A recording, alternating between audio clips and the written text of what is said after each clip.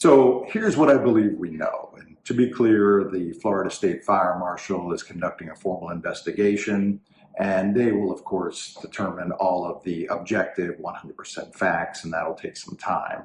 However, the Marine community here in South Florida is a small, tightly knit community, and I think I have a pretty good understanding of the facts and what occurred in this horrible and tragic situation. So here's what I believe occurred. Company, local marine dealership here, was preparing an Axopar 45 boat to be displayed at the Fort Lauderdale Boat Show. And Axopar boats are made from fiberglass. They are built in Poland, and they are shipped to the United States without engines. So prepping a boat like that is a very involved process because it's not just starting batteries. You are installing, rigging engines, electronic controls, and it's quite a process.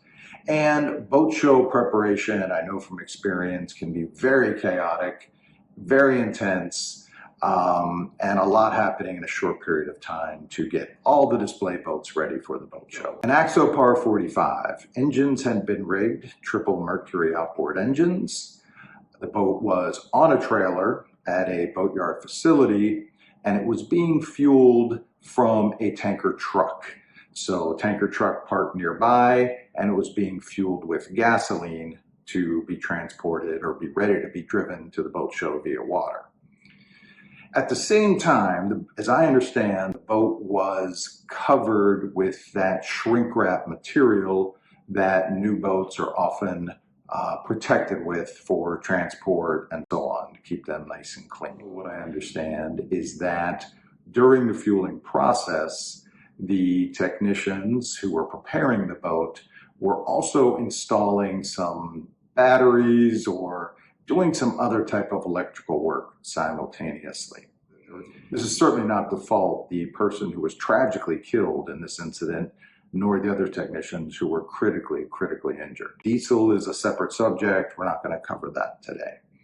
But this was also a little unique because the boat was on a trailer and it was likely covered, and likely there was other work being performed on the boat at the same time as the fueling process. So if we look at a couple of things, so gasoline is obviously an incredibly flammable liquid. It's also an incredibly, even more so, flammable vapor. And that's why when we are fueling any sort of vehicle, it's very important that we have adequate ventilation, because as gasoline evaporates, and it evaporates very easily, those fumes are incredibly combustible.